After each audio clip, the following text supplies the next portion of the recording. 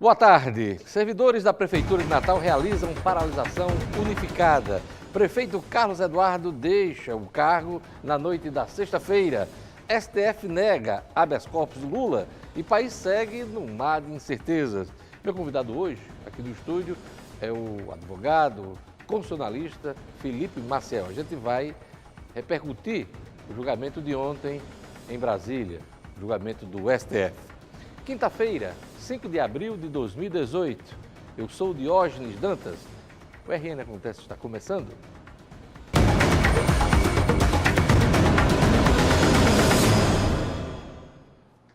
Por seis votos a 5, os ministros do Supremo Tribunal Federal negaram o pedido de habeas corpus preventivo para evitar a prisão do ex-presidente Lula. A sessão durou quase 11 horas, encerrando na madrugada desta quinta-feira. A partir do quinto voto da ministra Rosa Weber, o resultado contrário ao petista já era esperado. Rosa Weber era vista como fiel da balança para desempatar o resultado porque as posições dos magistrados já eram conhecidas. Seu voto era uma incógnita e ela negou o pedido da defesa de Lula. O pano de fundo da discussão do habeas corpus de Lula era a execução provisória da pena, a possibilidade de prender antes de esgotados os recursos nos tribunais superiores. Rosa Weber acompanhou o relator Edson Fachin, assim como Alexandre de Moraes, Luiz Roberto Barroso, Luiz Fux e Carmen Lúcia. Os ministros Gilmar Mendes, Dias Toffoli, Ricardo Lewandowski, Marco Aurélio e Celso de Mello votaram por conceder o habeas corpus. A decisão contrária a Lula não significa que sua prisão será imediata. O processo do triplex ainda cumpre formalidades no Tribunal Regional Federal da 4ª Região, em Porto Alegre, e não esgotou sua tramitação na Corte de Segunda Instância. Até terça-feira, dia 10, os advogados de Lula podem apresentar o recurso chamado embargo dos embargos.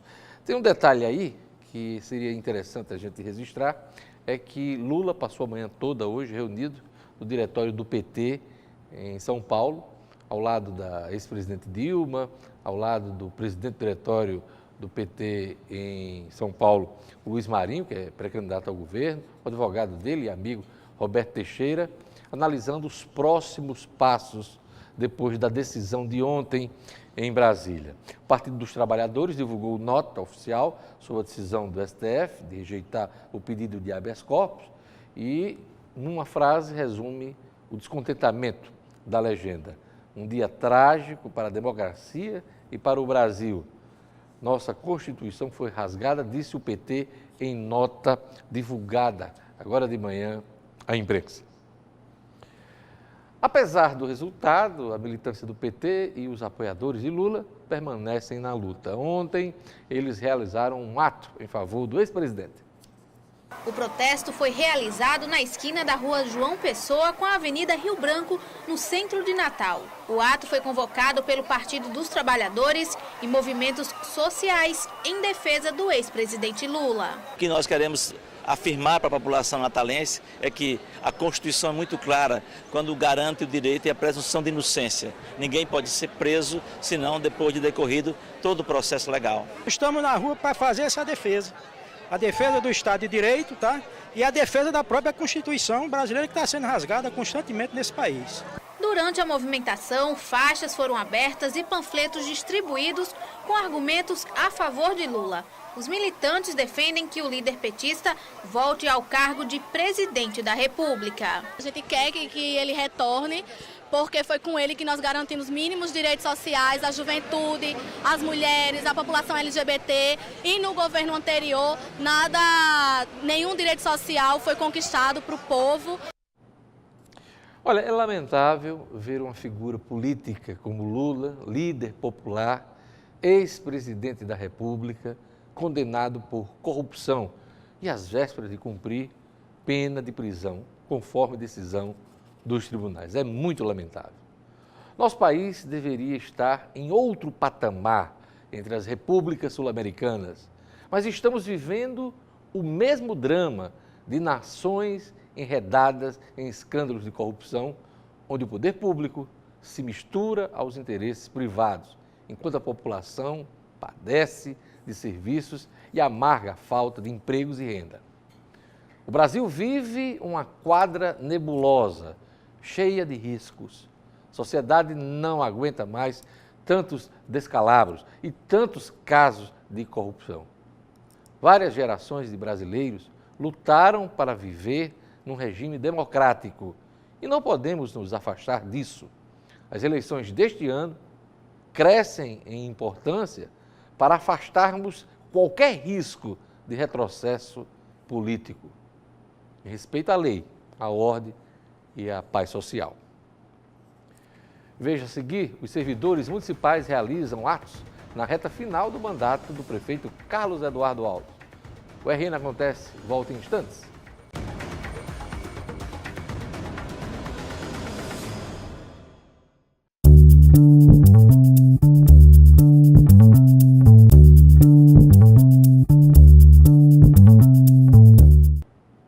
Os servidores da Prefeitura de Natal realizam uma paralisação unificada. Vários sindicatos aderiram ao movimento. Veja na reportagem de Jackson Damasceno. Serão 2 dias de paralisação. A movimentação dos servidores começou na Praça Tamandaré, ali próximo ao viaduto do Balde. Participaram do protesto trabalhadores de vários setores, ligados a todos os sindicatos.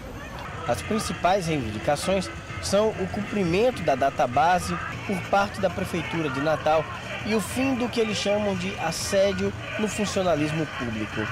Depois da mobilização, os servidores municipais iriam em passeata até a frente da Prefeitura de Natal, onde continuariam com os protestos. É o 4º ano consecutivo que o prefeito Carlos Eduardo não cumpre a database. Nós temos um problema muito sério, que é a questão do assédio moral nas repartições. Foi criado o Fórum Municipal de Lutas e a primeira atividade unificada do Fórum é esses 2 dias de paralisação. Nós vamos seguir até a Prefeitura para protestar contra o congelamento salarial e o assédio moral da gestão do prefeito Carlos Eduardo. Olha, não deve ter sido coincidência. Os servidores resolveram cruzar os braços na véspera da renúncia do prefeito Carlos Eduardo. Segundo uma fonte agora de manhã, o prefeito só vai largar o cargo para concorrer ao governo amanhã à noite, depois de uma reunião com os secretários. Durante todo o dia da sexta-feira, amanhã, ele vai cumprir uma agenda de inaugurações e de entrega de casas e títulos, os primeiros de regularização fundiária. Está uma correria danada na Prefeitura de Natal para Carlos Eduardo cumprir todos esses compromissos, aproveitando as prerrogativas do cargo até o último momento. O vice-prefeito Álvaro Dias não vê a hora de sentar na cadeira do Palácio Felipe Camarão. Anda coçando as mãos de ansiedade, mas vai ter que esperar um pouquinho. Afinal, Carlos Eduardo me disse certa vez que adora ser prefeito de Natal, né? Olha, uma informação que está no blog do Alexandre Cavalcante, Pinga Fogo, no portal No Minuto, registra que o quadro político muda a todo instante. Ele dá 4 informações interessantes que eu repasso agora para os nossos ouvintes. Nas últimas 48 horas, muita coisa mudou e estamos aí perto do prazo final das filiações. Primeiro, ele disse que pintou horror nas bases PMDBistas com insistentes notícias que o senador Garibaldo Alves Filho, senador de 1 milhão de votos em 2010, estaria desestimulado e disposto a trocar o Senado da República pela Assembleia Legislativa, onde começou sua vitoriosa carreira política. Segundo informação que o Alexandre Cavalcante informa, que o deputado Zé Adécio, seguidor histórico de José Agripino, estuda a possibilidade de deixar o DEM para se filiar ao PSD do Robinson Faria. A terceira informação é que o deputado Nelta Queiroz, a exemplo de Zé Adécio, também tem manifestado preocupação com as coligações partidárias nas chapas proporcionais e Nelta pode deixar o PMDB e ingressar no Democratas ou no PSDB. A quarta informação é que o deputado Tomba Faria, principal liderança do Trairi, já acertou sua saída do PSB. Deve ingressar no PSDB do presidente da Assembleia, o deputado Ezequiel Ferreira de Souza. Você pode conferir todas essas informações no portal nominuto.com, www.nominuto.com. Olha, veja a seguir minha entrevista com o advogado constitucionalista Felipe Maciel. A gente volta em instantes.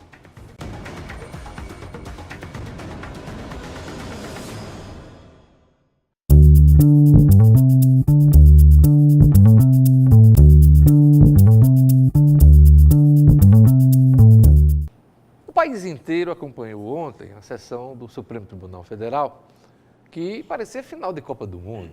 6 votos a 5, os ministros do Supremo Tribunal Federal negaram o habeas corpus preventivo de Lula. Em jogo, há muita coisa além da liberdade do ex-presidente.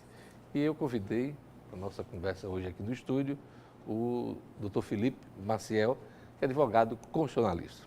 Boa tarde, Felipe. Boa tarde, Diógenes. É um prazer estar aqui no seu programa. Qual é a sua avaliação dessa sessão histórica do STF ontem? De fato, foi uma sessão histórica, né? Havia uma indefinição, uma incerteza a respeito de qual seria o seu resultado. Acho que o Brasil ficou até tarde ontem acompanhando.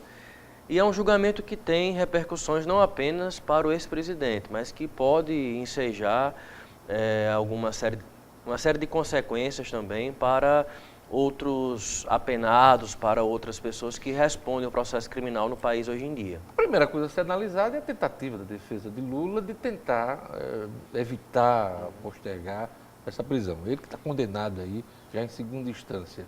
Analisando o habeas corpus, tem uma fila de habeas corpus hoje. Por que essa preferência? Essa preferência. Houve uma pressão muito grande de alguns ministros, né? A gente percebeu especialmente do ministro Marco Aurélio de Mello, diante da presidente do STF, a ministra Carmen Lúcia, para que ela pautasse. Existem 2 ações chamadas de ações declaratórias de constitucionalidade, que são ações genéricas.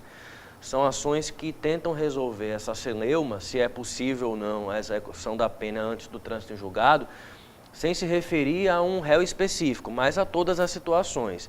E essas ações não foram pautadas ainda quanto ao mérito. Há 2 anos atrás, esse mesmo STF, pelos mesmos 6 a 5, decidiu que era sim possível a execução antes do trânsito em julgado. De lá para cá houve mudanças de cenário. O ministro Gilmar Mendes mudou o seu entendimento, o ministro Zavascki deixou a corte e se criou essa incerteza se poderia haver uma mudança de entendimento. E os ministros, de uma forma geral, passaram a obedecer esse precedente, obedecer esse entendimento de que seria possível. E aliás, foi um entendimento vigente desde a Constituição de 88, né? Porque pelo que foi falado ontem, a gente que acompanhou, apenas de 2009 a 2016 é que esse entendimento não havia. Perfeito. Quer dizer, que antes, desde 88 até 2009, prevalecia o que prevalece hoje. Perfeito. E por que essa pressão para mudar? A pressão para mudar questão política. Exatamente, a questão política. E o que vinha defendendo a ministra Carmen Lúcia, presidente do STF, não se justificava rediscutir uma matéria que já foi objeto de uma definição recentemente. E isso gera, que eu acho que esse que é o principal ponto que deve ser debatido. Se a gente for analisar, nós tivemos ontem votos brilhantes, tanto de um lado quanto do outro. A gente tem que respeitar a profundidade, por exemplo, do voto do ministro Barroso, do ministro Luiz Fux.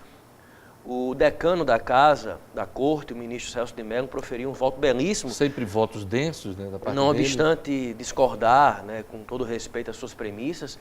O ponto é polêmico, né? Se a gente for discutir isso na academia, vai gerar posições de um lado ou do outro. Mas é por causa da Lava Jato? Mas não, eu acho que se tem como discutir isso isento de paixões, é possível discutir e eu acho que é válida essa discussão. Agora, nós precisamos, eu acho que você colocou muito bem a palavra, nós precisamos de segurança jurídica. E quando o Supremo Tribunal Federal, não apenas num caso como este, mas em casos em geral, cria a tese, firma o entendimento, é preciso que isso seja respeitado. A gente não pode estar a cada julgamento, a cada personagem novo que surge, criando casuísmos.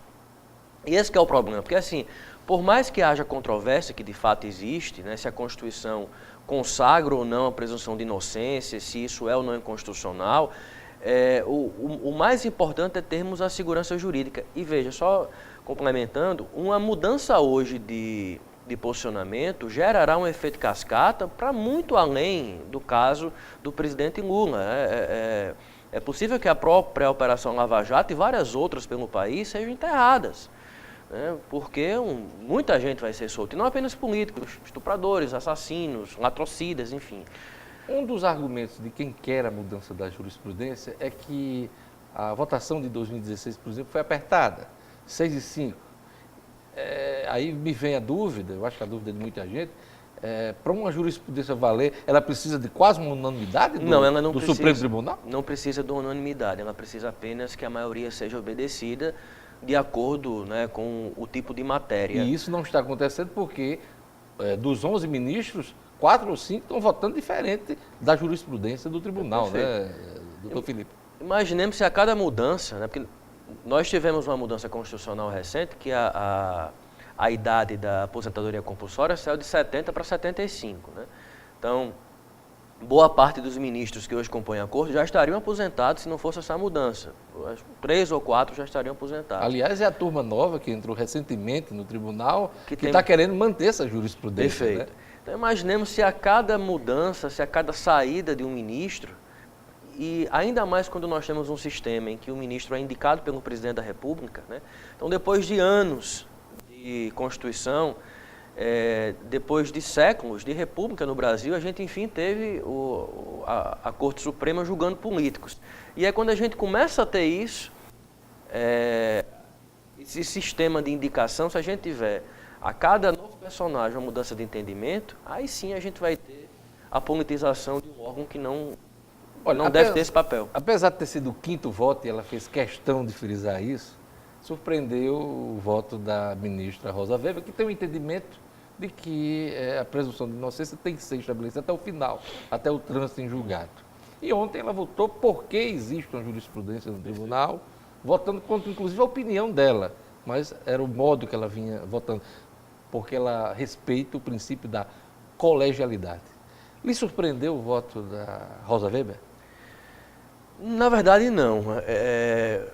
Agora, a gente estava até ontem lidando no âmbito dos palpites, né? Tudo era palpite, tudo era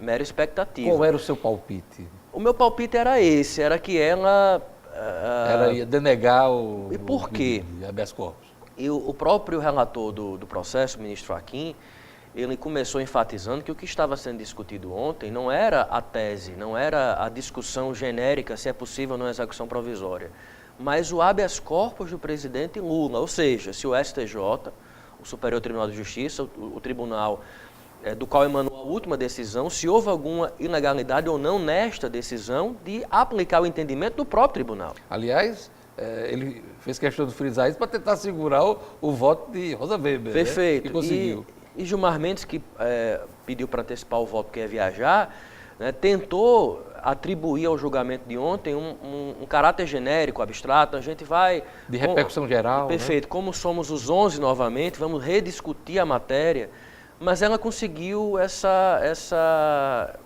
saída, né, de obedecer ao precedente, deixando claro que a Corte firmou esse entendimento há 2 anos, de que não se estava discutindo o geral e sim o concreto, mas ficou claro, assim, pelo menos essa foi a minha análise, ela não disse isso expressamente, ela não disse quando estivermos novamente decidindo eu vou votar manter, diferente, né? Mas é muito provável que isso aconteça. E agora a gente começa a ter uma expectativa grande, se a ministra Carmen Lúcia, presidente, vai ou não vai pautar as 2 ações genéricas? Ela está resistindo e há quem diga que esse assunto só vai a plenário, né, essas 2 ações, quando o ministro Toffoli assumir a presidência do tribunal em setembro. Qual é a sua opinião? Esse assunto vai a plenário antes dessa troca de presidentes? Mais uma vez a gente está no âmbito dos palpites, até porque é uma análise muito mais política do que jurídica. Eu acho que ela vai resistir quando puder. Agora, pela primeira vez na história, É possível que porque, veja bem, a prerrogativa de colocar em pauta é da presidência. Mas o ministro Marco Aurélio tem demonstrado um interesse de colocar isso em votação no plenário, com uma forma até de afronta, né? Aliás, ele foi muito agressivo ontem, não Foi, só com a presidente, deselegante. mas a própria Rosa Weber, enfim, ninguém faz isso com uma colega, dizer, eu não entendi seu voto, acompanhei até agora, está muito confuso. Ela respondeu até com firmeza, até, ela foi firme, dizendo que o voto dela era muito claro, coerente com o que ela vem votando nas turmas e no próprio tribunal. A verdade é que o início do voto dela foi, de fato, um pouco confuso, né? As pessoas, em geral, ficaram... Porque, geralmente, o ministro, quando começa a votar, nas primeiras considerações, a gente já tem uma ideia de como vai ser e ela vai se desenvolvendo. Mas tem uns que confundem, tem, né? E ela deixou esse suspense boa parte, né? E ela não tem, assim, quer dizer, ela é muito discreta nas participações dela na corte, né? Quer dizer, mas é um voto bastante técnico dela. Ela foi muito técnica, inclusive fazendo referência a autores jurídicos, não só do país, como do mundo, né? Perfeito. E no final ela denegou o habeas corpus. Eu lhe pergunto, quais os próximos passos da defesa do ex-presidente Lula para postergar uma prisão que é dada como certa? Perfeito. Hoje o processo ele é eletrônico, né? As intimações, os advogados são intimados no próprio sistema. A última decisão que foi publicada, não houve ainda a intimação. Eles estão esperando correr os 10 dias, que é o prazo que o sistema dá para que o advogado seja intimado. Mas, se eu não me engano, acaba na próxima terça-feira, dia 10. Não tenho essa precisão quanto à data em específico. E aí começa a correr o prazo, é um costume do tribunal, dos tribunais em geral, dos 2 dias dos embargos da declaração. Hoje, eu vi pela sua chamada inicial... Eu acho que é sexta agora e tem até terça para apresentar os embargos, o embargo dos embargos. 2 dias úteis. Na verdade, não existe essa figura dos embargos, né? Isso aí, em tese, só há um recurso cabível de embargo de declaração. Mas como geralmente essa tentativa da defesa nos processos penais em geral de se tentar um novo pronunciamento, é provável que se tente. E ainda que a defesa de Lula faça uso desse recurso, é comum, é corriqueiro, isso deverá acontecer, que ele seja rapidamente apreciado e não conhecido, ou seja, quer dizer que o tribunal não vai nem sequer apreciar, dado o seu caráter protelatório. Tem sido essa prática do TRF4 lá em Porto Alegre. E aí se oficia a primeira instância e a primeira instância determina a prisão. Ainda cabem recursos para o STJ e para o STF. Mas esses recursos não têm efeito suspensivo. E é justamente a falta de efeito suspensivo, né, a limitação desses recursos que embasou a tese, não apenas dos 6, mas o próprio Gilmar Mendes e o Dias Toffoli, eles criaram aí uma espécie de meio termo que ficou despercebido. Para eles, o trânsito julgado se dá após o STJ e não apenas todos os tribunais, o que incluiria o STF. Uma questão importante que eu queria que o senhor comentasse é a questão da situação de Lula ficha limpa, certo. Ficha suja, porque a partir dessa condenação em segunda instância ele passa a ser um ficha suja. Ontem era a questão da prisão, dos corpos, né? O senhor acredita que pode haver alguma mudança aí para tentar salvar a candidatura do ex-presidente? Veja bem, Diógenes, a rigor, uma decisão não interfere na outra. Nós estamos lidando, a discussão ontem era presunção de inocência do ponto de vista da execução da pena, da possibilidade de alguém ser preso. A lei da ficha limpa criou uma hipótese de inelegibilidade, ou seja, uma situação em que a pessoa não pode se candidatar a um cargo público. E é a situação dele hoje, né? Exato. E o próprio Supremo Tribunal Federal já declarou a lei da ficha limpa constitucional em todos os seus termos. Então, é como se o Brasil, através do seu poder legislativo, inclusive foi uma lei de iniciativa do povo, tivesse decidido o seguinte: o candidato que esteja respondendo um processo já condenado, não é interessante termos ele como candidato. E isso deve prevalecer. Agora, óbvio que recursos virão, o TSE pode ser instado a provocado e o próprio STF. Como a gente tem, só fechando o raciocínio, a gente tem uma chuva recentemente de decisões monocráticas, ou seja, ministros que decidem sozinhos e depois levam a apreciação. É possível que nós tenhamos algum ponto fora da curva nos próximos meses. É isso aí. Eu queria agradecer a presença do advogado Felipe Maciel, constitucionalista, comentando aqui a decisão de ontem, o julgamento histórico no STF. Obrigado, professor. Obrigado a você, Diógenes. O RN Acontece fica por aqui. Obrigado pela audiência. Siga com a programação da Band Natal. Veja a reprise do nosso programa no portal No Minuto. Eu volto amanhã, até lá.